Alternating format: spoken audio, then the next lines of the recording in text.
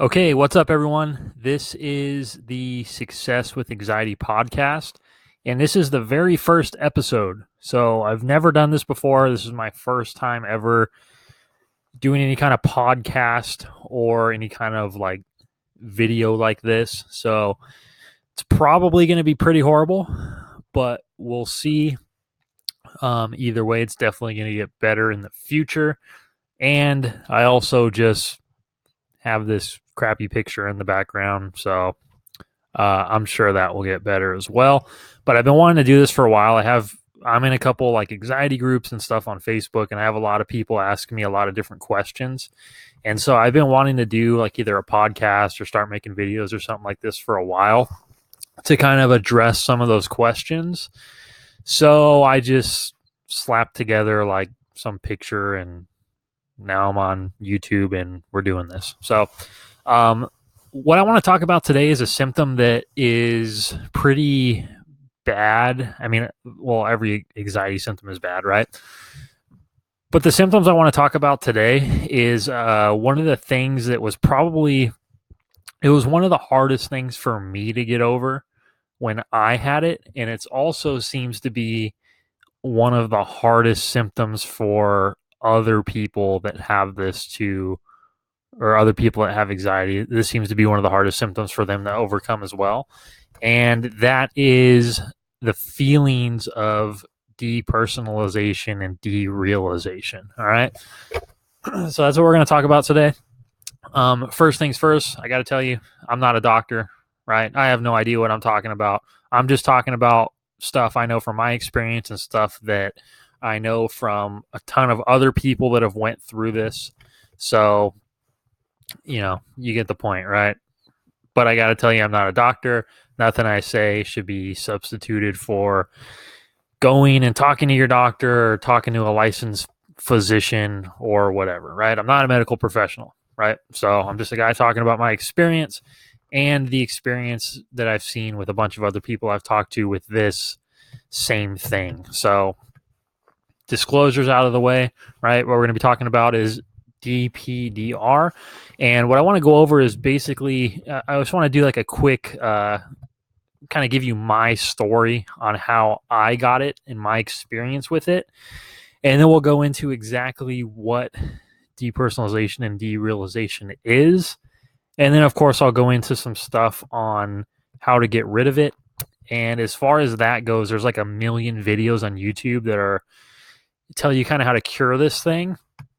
And I think a lot of them are on the right track, but what we're going to go over here, I think, is a lot different than what you're hearing other people saying.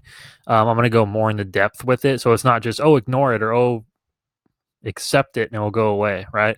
That's almost impossible to do when you have it really, really bad, especially if you had it as bad as I had it, where you could barely function and barely get out of bed. Can't really ignore it, right? So I'm going to be going much deeper into it than that. And like I said, I'm not saying those guys are wrong. They all have the right idea with it. We're just going to be going into that a little bit deeper, and that way you can kind of understand that whole thing better, right? Because a lot of people try to ignore it and it doesn't work. And that's because you're not really addressing the things that we're going to talk about here. All right. So as far as my story with it, first things first, when people talk about depersonalization, derealization, they have it like one of two ways, right?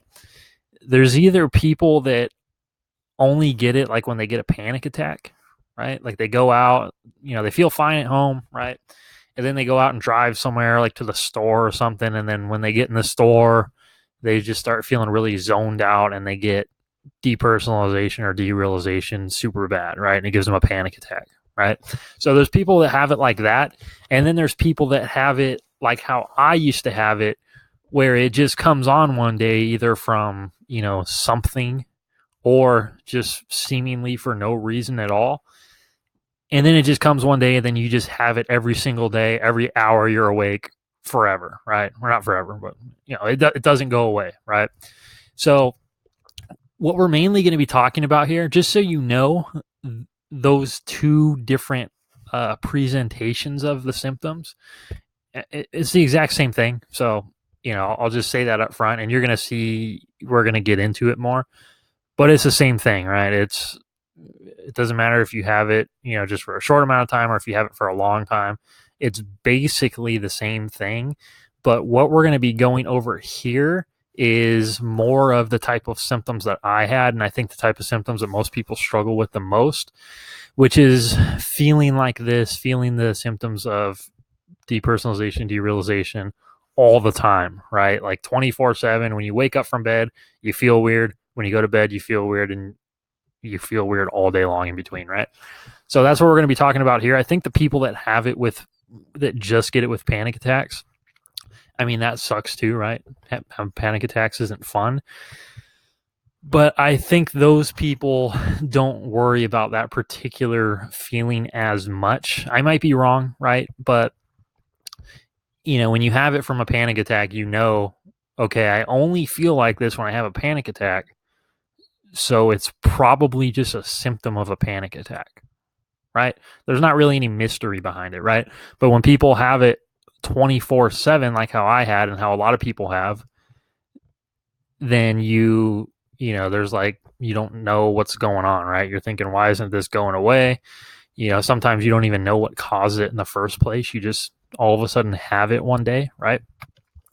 So that seems to be the presentation of it, where people struggle a lot more. So that's mainly, that's kind of all we're going to be covering, is that just that presentation of the symptoms. But everything I'm saying here, it applies to if you only get it with panic attacks also, because it's literally caused by the same thing. But sometimes it's a little bit more severe, and it stays with us for longer for certain reasons, which we're going to be going over here. All right, so let me get into my story, how I got it. Basically, so just so everyone knows, I had this thing for like 5 years straight. All right, so this wasn't something where I had it for like a month and then it just like went away, right? I literally had it for like 5 years straight. There was times where it got a little bit better for like a week or so at a time, but it would always get a little bit better and then it would just come right back. All right. So when I first got it, I was basically, so I've always kind of had like anxiety. Like I got little like, like chest pain and like that type of anxiety, right? Where I have a pain in my chest and I start freaking out thinking I'm having a heart attack or something like that. And then I go to the doctor and they tell me everything's fine and then it goes away, right? I've always had that type of like health anxiety. And leading up to before I got the DPDR 24/7, what was happening is I kept getting this symptom, and a lot of people with anxiety and panic attacks could probably relate to this, but I kept getting this symptom where it felt like my blood sugar was low, and I was like my legs would get like super jittery and weak, and I felt like I couldn't walk, and it just felt like my blood sugar was low, right? If you've ever had like done a hard workout or not eating all day or something, how you get like all jittery like that and your legs feel like all like adrenaline rushed. That's what I was getting, and I was getting that all the time, right? And I thought it was just like low blood sugar. I didn't know at the time that that's a symptom of anxiety. So I thought my blood sugar or something was low. So every time I would get like that, I would eat something, and then when I would eat something, it would get better. But here's the thing: I would actually get my blood sugar checked while I was feeling like that. So it definitely wasn't my blood sugar. I would just eat and it would go away, and it was just a psychological thing, right? So I was feeling like that a lot before I started feeling all zoned out and stuff. And at the time, I worked an outside sales job. I think I was selling like solar panels or something. But I had to drive around everywhere to people's houses. The company like booked appointments for me, and I had to drive to people's houses and say, "Hey, I'm Kevin. I'm here to sell you solar panels," right? And then go in and pitch them and stuff like that, right? So bottom line is I was driving like 100 miles a day. I would drive all over the place. And one day when I was going to work, I started feeling like that in my car. My legs felt all jittery and like weird. It felt like I couldn't push the pedals good and stuff, right? So I pulled over. I thought, oh, I'm feeling like this again. I got to eat, right? So I pulled over into a drive-through, and I noticed when I pulled into the drive-through, when I was like looking at the little like menu board thing, I felt I just felt like super just off. Like it's kind of hard to explain like derealization and stuff when you first have it, right? It just feels like something's off, like something's off with your vision, or just something's like weird, right? Something's off, right? So that's how I felt. And then I pulled up, and then the lady, welcome to whatever. What do you want, right? At the drive-through. And when I was ordering my food, I felt, when I was talking to the lady, like telling her what I wanted to eat, I noticed my voice was just like weird, like it didn't sound like mine, right? Classic symptom of DPDR, right? But that's how I felt. And then when I pulled up to actually pay and get my food, same thing. My voice didn't feel like mine. I felt super zoned out. I felt just weird. I was typically like really like good with people, good at talking to people because I was working a sales job. But I just felt weird. I felt like my voice wasn't mine. I felt zoned out. I felt like I couldn't like make like little small talk for like a few seconds how I normally do with people. And my mind was just like completely blank, right? So I thought it was just from not eating, but I went in the parking lot, I ate my food. I still felt super weird. And then I was driving to my next appointment I had for the day.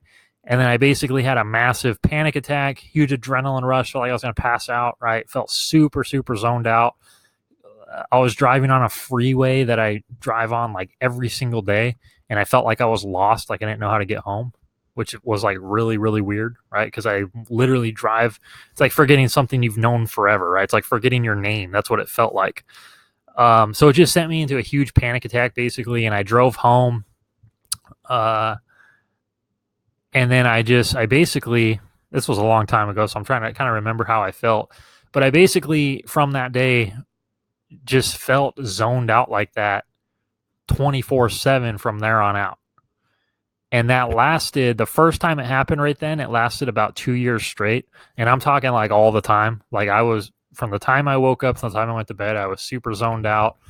And I had every single symptom you guys have, right? The memory problems, like your voice isn't yours. Literally, if you look up depersonalization, derealization symptoms, like the whole long list of symptoms Google gives you, I had all those, right? So I had every symptom you guys had. And it was like extremely, extremely bad where I couldn't even function. I remember there would be times where I would literally feel like time, like if you're playing a video game or something and it's like glitching, right? And it's like skipping time. It's kind of hard to explain, but I literally felt like that's what was happening. Like I could only remember moment to moment. It's like, I remember, it's like I know what I'm doing now. Then 5 seconds later, I kind of forgot what I was doing before. And it seems like I'm just kind of was like waking up in that spot. I don't really know how much better to explain that, but I guess you just feel weird, right? When you have it, it's like time is off, right? It's like you just feel like you did something all day, but you really didn't do that. And it feels like you didn't do that today. It feels like you did it like yesterday, or that you didn't do it at all, even though you could visually picture yourself going through the motions doing that thing. It feels like you didn't do it, right? So I had all of those symptoms. Like I said, the first time it lasted like 2 years. And then there was times in between where I had some relief. And a lot of the times it just kind of got better on its own at first, and then I didn't know why, and then it just came back. One time it went away, and then I had went back to work, and I had a hard day at work. I came home with a really, really bad like headache, and I just came home, went to sleep, and then I woke up, and then I had it again, like extremely bad, and I thought it was just from waking up, like I wasn't fully awake yet, but sure enough, it stayed for like months after that, right? And then I had it a few other times, or I had got better a few other times during that 5-year period, but it was always for like a couple days at a time or like a week at a time. And eventually I kind of started to figure out, like analyzing it, figure out why it was getting better. And then eventually I was able to kind of control that and know exactly how it works. I had so much experience with it, and I analyzed it so much that I knew kind of how it worked and how to start controlling it. And that's what we're going to go over here. So there's two main things that you got to focus on when it comes to this, and we're going to go over that in just a second. So that's my story with it. Now let's go into what it actually is, depersonalization and derealization. First of all, a lot of people have asked me, like, hey, do I have depersonalization or do I have derealization? Which one do I have? Are they different? So let me tell you this right up front. They're literally the same exact thing. They have different symptoms, but they're both the same thing, right? It's like if you have the flu, some people, maybe the flu is not a good example, but sometimes, if you have like a cold or something, right? Some people have, their left arm aches, and some people, their legs ache or something, right? Basically, what I'm trying to get at is it's the same thing, but everyone has like different symptoms of that same thing, is what I'm trying to get at, right? But depersonalization is basically kind of like feeling estranged from yourself. That's like when you put your arm up in front of you and your arm looks like a plastic mannequin arm. It doesn't look real. It feels like you're not controlling it, even though you are. And a lot of times when you have that, like if you pick up your phone or something like that, your phone will either feel like a lot lighter than usual, or it'll feel really, really heavy, right? It just feels like your body and your mind are separate, right? It's like your mind is inside your body, and you're just kind of like, you look like a robot from the outside, right? And when you put your limbs, like your arm or something in front of your face, it looks like it's fake. It feels like you're not really controlling it. And then you start having all these crazy thoughts about like stuff, right? I don't want to go too deep down that. But that's all part of it. The weird like thoughts and stuff are part of it also, right? And then derealization is like everything around you looks weird, right? So your environment looks like flat. It feels like you're in a dream world, right? Because the brain fog and the impaired like cognitive ability and stuff comes with it, right? So derealization is feeling like you're in like a dream, and like everything around you is weird, right? So DP is feeling like yourself is weird and kind of detached from yourself, and DR is feeling like detached from your environment, right? And you could have them both. I mean, you could switch like back and forth. Like one day you're feeling more DP, another day you're feeling more like DR, or you have them both at the same time, right? I kind of switched back and forth. I mainly had DR, but I experienced both of them. And just so you know, it doesn't matter which one you have. They're the same exact thing. They come from the same thing. Excuse me, and you get rid of them the same way, right? And what those come from, and I'm going to sound like every other YouTuber, but I promise we're going to get into some stuff that you probably haven't heard before, but what those symptoms come from is literally just stress. It's a symptom of stress. That's it. That's all depersonalization and derealization is. It's a symptom of too much stress. All right. It's exactly the same as when if you go do like a really hard exercise, right? And you overwork your muscles, and then for the next like 3 days or whatever, your muscles are weak and sore. That's the same way this works, right? But instead of working out physical muscles, your mind is being worked too hard from stress and anxiety or whatever, right? Your mind is being worked out from all the stress. And what happens is it gets fatigued just like your muscles, and then it takes a while to recover, right? Like if you go work out, if you do like a hard leg workout and you work out your legs really hard, for the next few days, they're going to feel fatigued and sore. And what happens if you rest and let them get better? They get better, right? What happens if you just wake up the next day all sore and fatigued and you go do an extremely hard leg workout again? It's going to get even worse, right? It's going to stick around longer, right? That's exactly how this works. Now, the thing is, when you have depersonalization and derealization, it's like your mind is fatigued, right? But every time you start like stressing more about either the symptoms themselves or whatever the original stressor was, the more you keep working out your mind still, it just makes the symptom stay longer, right? It's just like working out a physical muscle that you don't let heal and you keep working it out. Of course, it's going to stay, right? So that's how it works. And again, if you went and worked out a muscle and you felt sore and fatigued the next day, you wouldn't be freaking out about it, right? You would say, okay, I worked out really hard. Now the next day I feel like this. So it's just from working out and I just need to relax and let it heal, right? That's all you would be saying if it was a muscle, because you know how that whole process works, right? But since it's something new that you don't know how the process works, you start freaking out about it, right? And it just so happens freaking out is adding more of a workout to your brain, which keeps it going longer, right? It's kind of like if you were to work out and then the next days you feel sore. And then every time you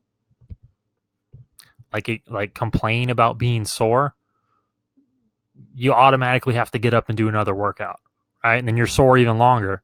And if you complain about being sore longer, then you got to get up and do another workout, right? It's like someone forces you to get up and do another workout every time you complain about it, and then it keeps it going longer, right? But if you just sit there and say, okay, I worked out, I know what's causing this, I'm sore, I'm going to be sore and fatigued for a few days, I'm not going to complain because then I'm going to have to get up and go work out again. It's going to stay longer. What I'm going to do is I know what's causing it. I'm just going to rest, right? I'm not going to work out anymore, and then it's going to go away, right? So that's what it is. Again, if you knew that this is a process that your mind goes through, just like how you know how it's to be expected that when you work out you feel sore. If you knew that, if that was like a common sense thing with your mind, then people wouldn't be worried about DP and DR, right? They would just have it and they would say, oh, I had all this stress, I was working out my mind, right? And now I feel like this, so now I got to let myself recover, right? But what happens is they keep thinking about it, and that works out your mind even more, and it fatigues it even more, and then it keeps you going, right? The only thing is sometimes you don't know what is the stress that's working out your mind and making it tired. Sometimes you have no clue, right? And sometimes it is the actual feelings themselves that are working out your mind and causing it to be tired. And the feelings aren't something you could really ignore, right?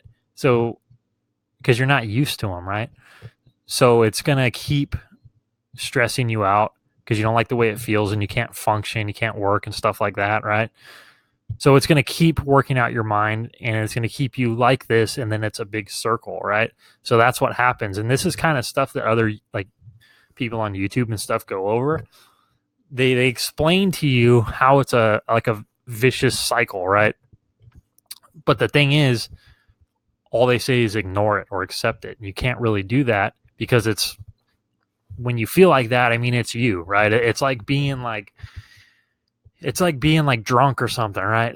It's like you get really drunk, and no matter how hard you try to just ignore it and go about your day, you're still going to be like slurring your words, and you're still going to be like stumbling here and there, right? And stuff's going to still be like spinning, right? So it doesn't matter if you try to ignore it because it's still going to be there, and eventually it just gets to you and you can't ignore it because that is you in that moment. Get what I'm saying? So that's what it is, right? It's from stress. And again, I'm repeating what a lot of other people have said, but we're going to get into the kind of how I got over it. But that's all that causes it. It's just from stress. Okay. Let's see. What else do I want to add to that before I move forward? That's basically it, though. The thing is, a lot of people... we'll get into this first, and then I'll get back to what I was going to say. So let's go into how to get rid of it, all right? there's two things that keep it going. Two things you got to focus on, right? The only two things that keep this thing going is from tension and doubt. Tension and doubt. Those are the two things. Tension meaning stress. Okay, tension is stress. And doubt meaning that you're doubting what I'm saying is true. And you're doubting what everyone else that's got over this is saying is true, right? You're doubting that this is a psychological thing and then there's not something medically wrong with you. That's doubt. Okay. So it's like, so even if you try to ignore it and go about your day, you if you still have those doubts in the back of your mind, like, okay, I feel pretty confident that this is just from stress and anxiety, but what if something's wrong, right? If those thoughts keep popping into your head, that's doubt, right? It's not believing that this is actually something that's going to go away and is just from stress, and thinking it's something else, right? Doubting the evidence that you have. That's what doubt is, right? So two things keep it going: tension and doubt. If you eliminate those two things, it goes away. If any of those two things are still present, then it can go away still, but most likely not. That's what keeps it going, right? So let's break it down. And just so you know, when you take care of the tension and doubt, you automatically are able to ignore it. So that's the missing piece right there. When you take care of the tension and doubt, you're automatically able to ignore it, right? Because if you don't have any stress about the symptoms or stress in general, right? And you don't have any doubt that it's from stress and anxiety, then you're just going to continue on. You're automatically going to ignore it, right? But if you have doubt, then you're going to try to force yourself to ignore it, but you're still going to be thinking if it's something medical or if you're going crazy or something like that, right? And you have doubt, so that keeps it going, right? Those are the two things that keep it going. So if you take care of the tension and you take care of the doubt, you're automatically able to ignore it and accept it. And that's the missing piece that a lot of people don't cover. And that's why people try to force themselves to ignore it, but they can't, because they still have tension and doubt running in the background, which doesn't allow you to ignore it. Ignoring it has to come naturally. You can't force yourself to ignore something and to accept something. It has to just, at least in my case, right? I'm sure some people can, but it has to come from when you just feel comfortable that you know what's going on. And so you just stop thinking about it because you know what's going on. Kind of like, going back to the workout thing, right? Kind of like when you work out really hard. The next day you feel sore and weak or whatever, right? Fatigued. Well, you already know what's going on. So you're automatically you ignore it. Your mind moves to something else. You don't give it a second thought because you know what's going on, right? So tension and doubt is what you have to get rid of. And we're going to break both of those down right now. So let's start with tension. And again, tension is just stress. I should probably just call it stress. I don't know why I put tension. So let's start with tension. Tension breaks up into two things: the original stressor, which is what caused this in the first place, and then now we automatically have a second one, which is DPDR, the symptoms themselves, right? So tension, there's two categories when it comes to tension. There's the original stressor that first caused the DPDR for you. And then there's the symptoms themselves are now added to that because most people are worried about the symptoms themselves, right? So let's start with the easy one. When it comes to tension about the symptoms themselves, the only thing that keeps that going is doubt. Okay, that's it. So when you take care of the doubt, then your stress about the DPDR goes away, and then that knocks off one of the prongs under tension, right? The other one under tension, the other prong, I don't know why I'm saying prong, but but it's broken down into two, right? Tension is broken down into two things. DPDR, right? The symptoms themselves you have stress about, and then there's usually still the original stressor, right? So when it comes to the original stressor, that could be a whole bunch of different things, right? That's where you got to figure that out, and you have to take action and get on the right path to try to solve that, right? So for some people, it was they smoked weed and then they had a huge panic attack, and that was the only stressor, right? That's what caused it. And now that stressor isn't present anymore unless they're like still smoking weed, right? Which probably shouldn't be. So that was the only original stressor, right? But now they're not smoking weed anymore, so that original stressor is gone. So now it's just the DPDR, like the actual symptoms themselves, that's causing it, right? And again, what causes the stress about the symptoms themselves? It's the doubt, right? It's the doubt. It's that you smoked weed, you felt like this, you went to sleep, you woke up the next day, you still feel like this, and now you're having doubt, right? You're wondering, did this damage my brain? Did this make me go crazy? You're doubting it, right? You're not thinking it's just a psychological thing, when it is, right? When you smoke weed and you get it, right? It's most people, it's because they have a huge panic attack, whether they know it was a panic attack or not. And then that panic attack is a huge workout for your mind. And then it puts you feel fatigued. Your mind is fatigued for a while after that, right? And if that person would have not had the fear about the symptoms themselves, then it would have just went away after like a few days or like a week, right? That's usually how long it takes to go away. Once you get rid of the tension and the doubt, for some people, it goes away just right away, right? For me, it was like it gradually faded into the background. But from the time I was able to get rid of the tension and doubt, it took about a week for it to completely go away, right?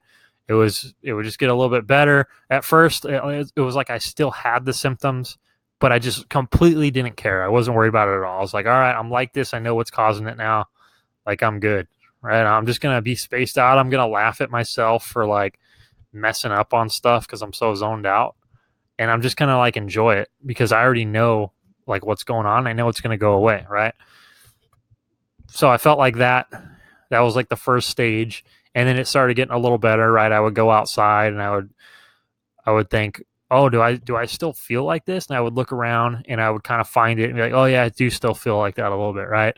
And they got better and better, faded into the background more until eventually I didn't have it, right? I just felt good and that's it. And usually by that time, you're kind of focused on other stuff and it just fades into the background and it goes away, right? So getting back to this, you got to take care of the original stressor. You have to figure out, sometimes the original stressor could be like a past trauma or something, right? And that's something that you might have to go work out with a therapist, right? Sometimes you need help for stuff like that, right?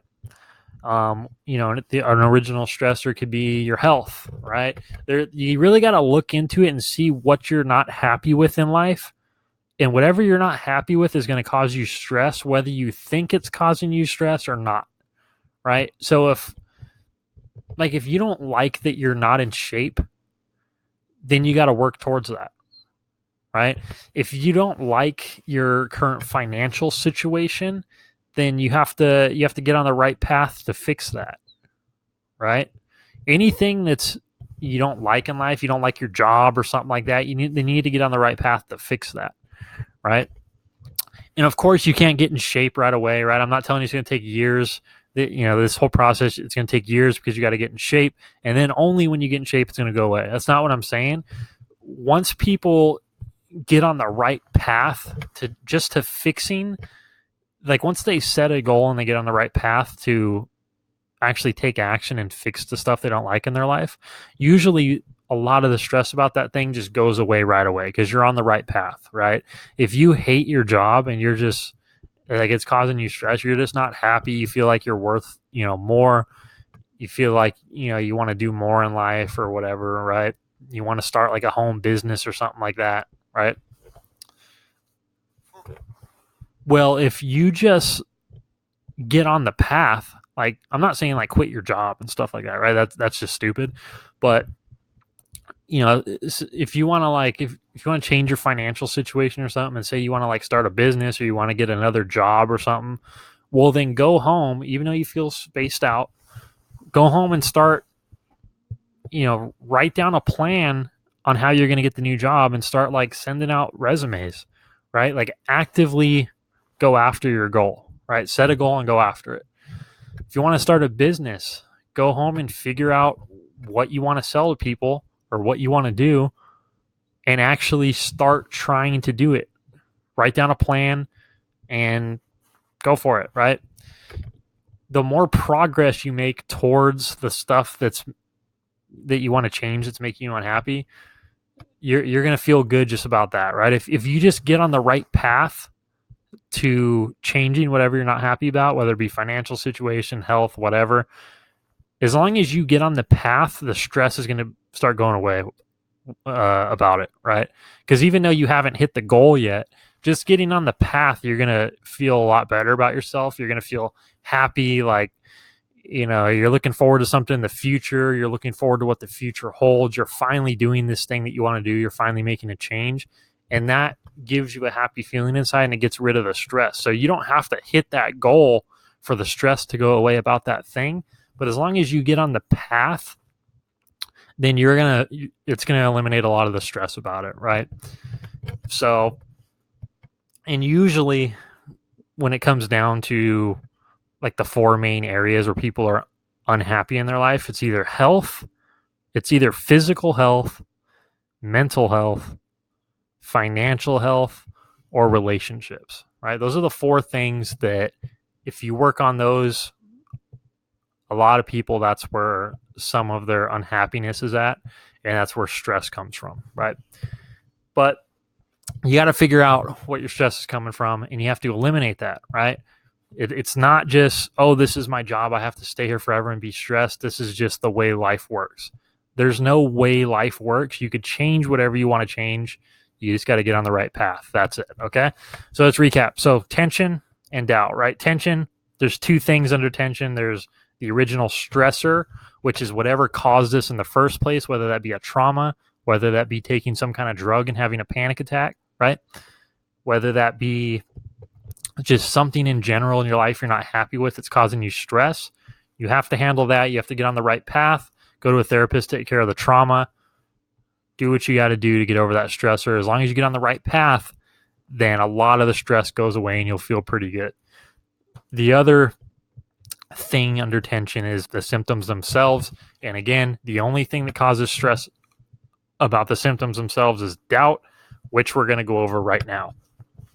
So let's talk about doubt. Doubt is thinking that the symptoms are caused by something else and that they're not completely harmless and just a symptom of an overworked, stressed out mind, right? So a lot of people think they either have like brain damage or they have like psychosis. They're like going psychotic or something, right? That's what a lot of people think's going on. So it's usually like they think it's like a physical or like a worse problem than what it actually is, right? And that's perfectly natural because when your brain like senses something that it doesn't like, it's constantly trying to figure out what's causing that, right? So the symptoms themselves is going to cause your brain when you're stressed about them. Well, your brain is always trying to look for the whatever's causing the anxiety, right? It's looking around like, where's the bear charging at us, right? Where's the lion? Where's the threat, right? And when there's no threat to be found, then you go inward and you start thinking about other threats, right? Like, what's the threat? Oh, is the threat a brain tumor? Is that what's making us feel like this, right? Is it that I'm getting schizophrenia, right? You start looking for stuff, right? It's hard to believe that it's just, you start doubting that it's just stress and you start looking for stuff because you feel so weird, right? So when it comes to doubt, you have to figure out what the solution is going to be. What's going to make you feel comfortable that it really is just from stress and nothing's wrong and it's going to go away? What's going to make you feel comfortable? For some people, all they need is to listen to other people that have had this. And when those people say, yeah, it goes away, you're going to be fine, that internally makes them feel comfortable that everything's going to be all right and that it's going to go away, and the doubt goes away, right? For some people like me, I couldn't just watch the videos and feel comfortable. It made me feel kind of comfortable, but I always had the what ifs, right? What if something else is going on? Like, yeah, this guy on YouTube has the same exact thing as me, but what if something is going on, right? That's how I would think. So I had to go see a neurologist. I had to get blood tests and stuff like that. And when everything came out fine, then that made me feel comfortable inside that nothing was wrong, and I had no more doubt, right? You have to do whatever is going to make you feel comfortable that nothing's wrong. That's what you have to go do. Okay? So go see a doctor, right? If you think you're getting schizophrenia or something, then go find a therapist or someone that like specifically specializes in that, not just a random one. Go find someone that specifically specializes in that, or whoever could tell you that it's not that, where you're just going to 100% believe them, not doubt them at all, and you're not going to have any doubt, right? Like for me, I talked to one of the best neurologists probably in the entire world. Okay. I went to the Mayo Clinic. I paid like $5,000 to talk to a neurologist. All right. If you don't know what the Mayo Clinic is, it's, I think it is the best facility in the U.S. The Mayo Clinic and the Cleveland Clinic are like the two best ones for like brain stuff, right? So I went to the Mayo Clinic. People fly from all over the country with rare diseases to go there. People fly from around the world to go to the Mayo Clinic that have like rare diseases that no one knows what's going on, and they come to the Mayo Clinic, right? It's the best facility in the entire U.S., right? They have the best doctors. Nothing even comes close, right? So I had to go pay a bunch of money, and I talked to the neurologist there. And since I knew that's like the top of the line, like there's nothing better than this guy who I'm going to talk to. And when he told me that nothing was wrong with my brain and that nothing is causing this, and he thinks it's just psychological, then my doubt completely went away. And once my doubt went away, then that's like when I got better. To tell you the truth, when I talked to that guy at Mayo Clinic, the first time my symptoms almost went away right away. Like they got 50% better almost right after that conversation, to tell you the truth. Right? So, but again, if you still have the tension, it's going to keep them going, right? They might go away a little bit, but then they're going to come back because the tension's going to bring them back. You're still working out your mind, right? So you got to get rid of the tension and the doubt, and then it will go away, right? So do what you got to do to not doubt it. Like hustle, right? Like write a doctor on Facebook or something. Like email a doctor, right? Tell them, hey, I'm going through a real hard time. Like just answer this question or just help me out or tell me how to get help. Like I just need to get this handled, right? Do what you got to do. It's worth hustling to get this done. Like even if it takes you like a week to like get the money to go see a doctor or something like that. I mean, it's not that expensive for a normal doctor. You don't got to go crazy like me. But do what you got to do. Hustle to be able to make that happen. Like write the doctors on Facebook, right? Do what you got to do. I mean, sell stuff from your house. Ask people for money, right? Do what you got to do to go see a doctor if that's what's going to make you feel better. And just do whatever is going to make you not have doubt and believe that this is really just nothing and it's just a symptom of anxiety. That's what you got to do. Okay? You don't have to ask people, hey, what's causing this? Because they're probably going to say, well, I don't know, right? But if you're, whatever you think it is, then go make sure it's not that problem and talk to someone that when they tell you it's not that problem, that you're actually going to believe them and not go try to like run to someone else and get another opinion, right? Or if you need to get other opinions, if that's what makes you feel comfortable, then do it, right? But it can't go on forever, right? You got to go out and talk to someone that you got to talk to that's going to make you not doubt that this is just stress. And like I said, you don't even got to get crazy with it. It's individual. Some people have to do one thing, some people have to do another thing. I had to get crazy with it and go to Mayo Clinic, right?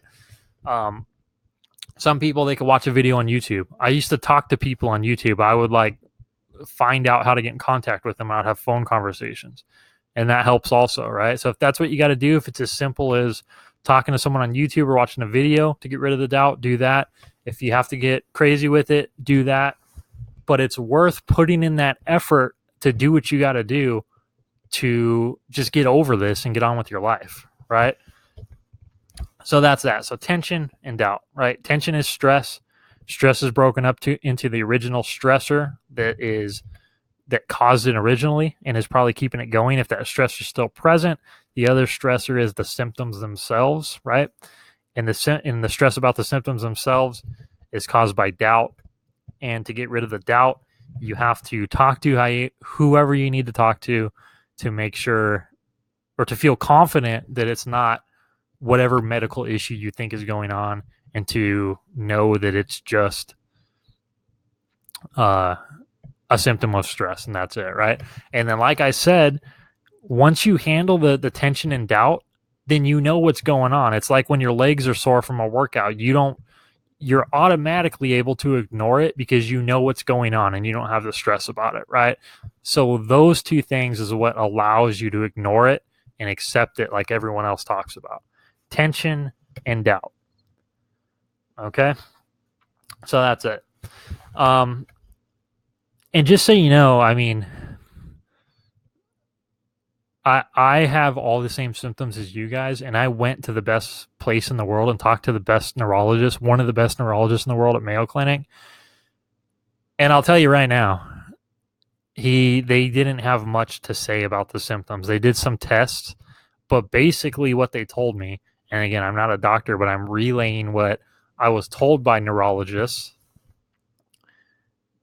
that there's not like neurological stuff that causes only this symptom, right?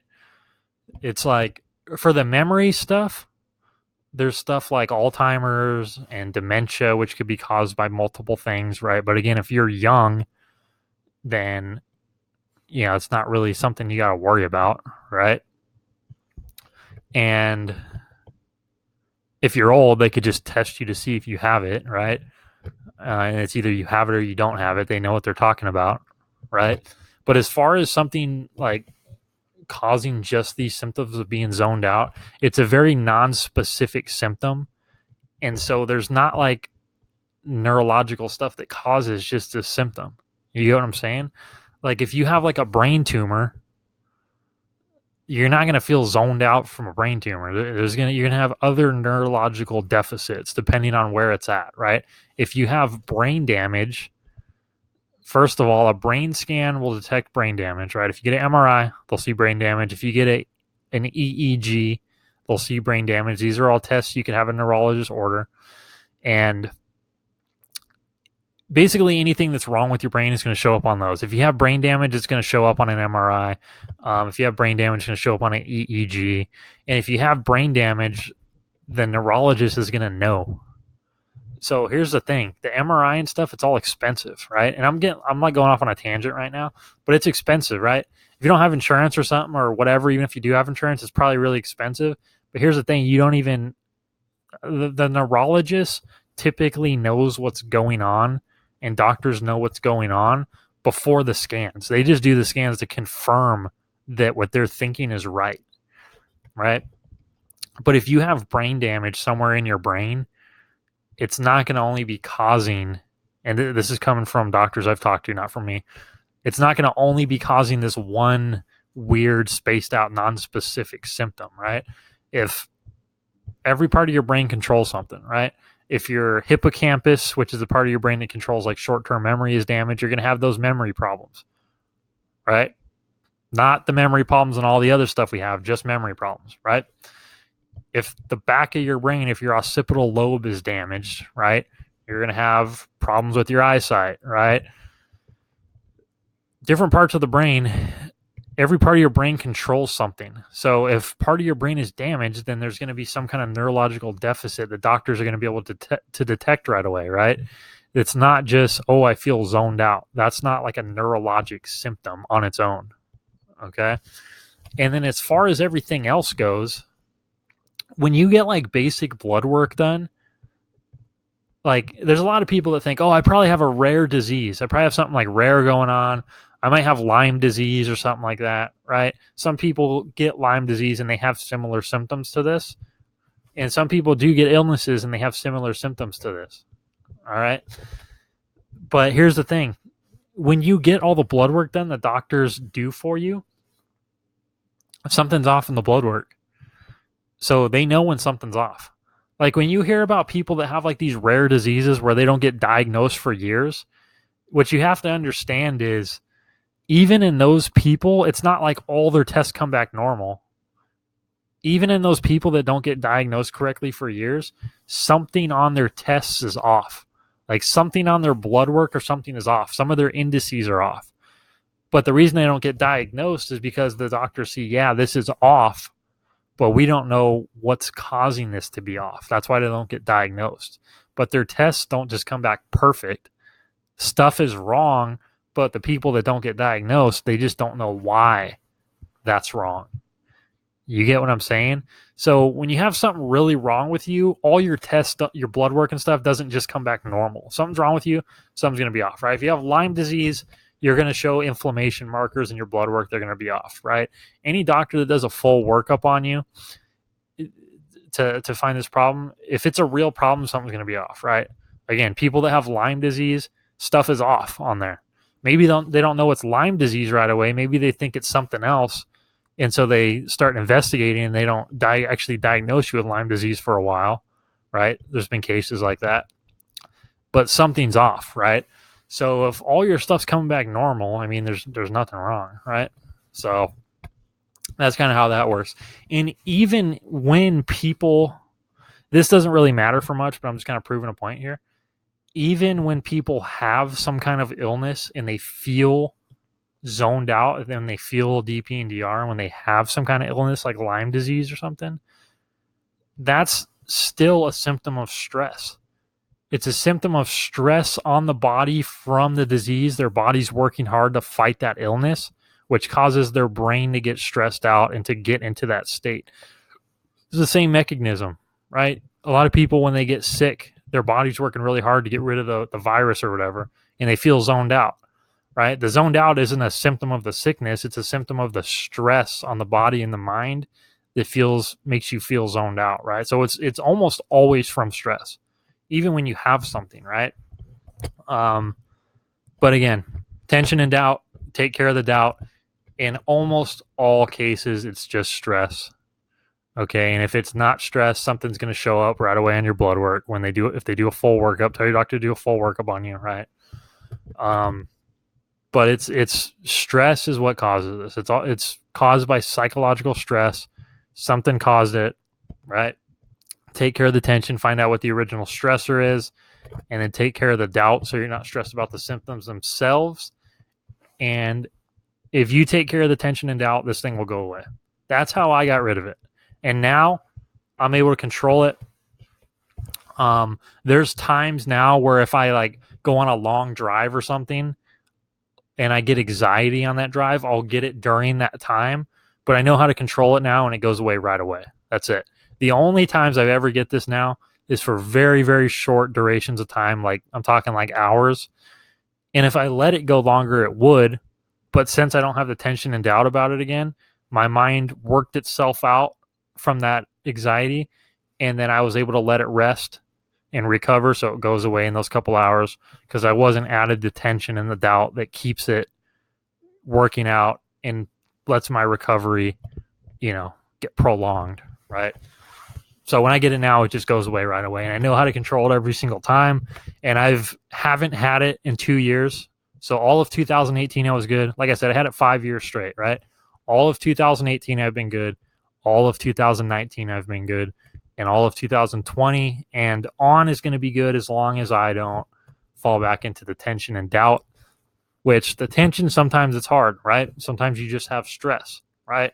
But I'll never have the doubt again because I know what's causing it. So as long as I handle my stress, it's always going to go away. And I know exactly how to control it now. All right.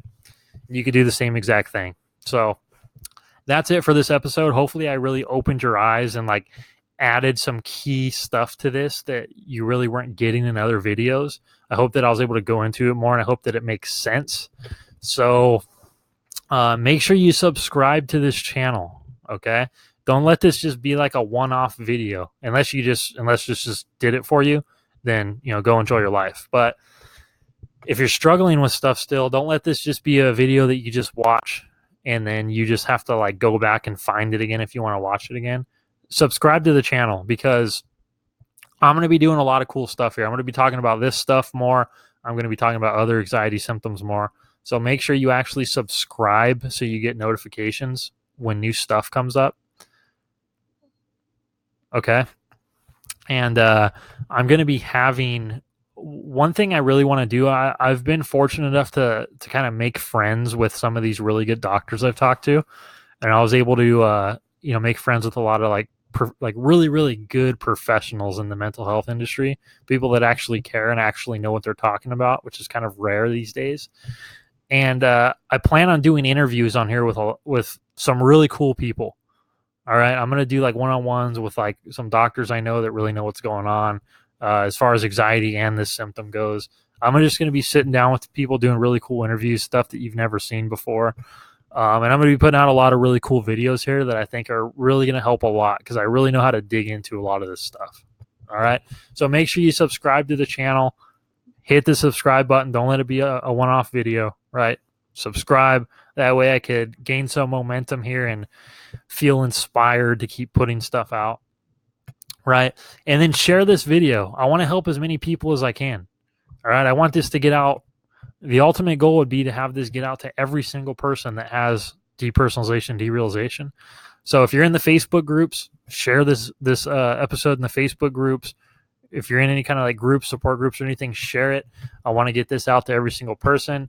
Again, subscribe to the channel, share this. I promise I'll put out good stuff for you guys that's going to help out a lot.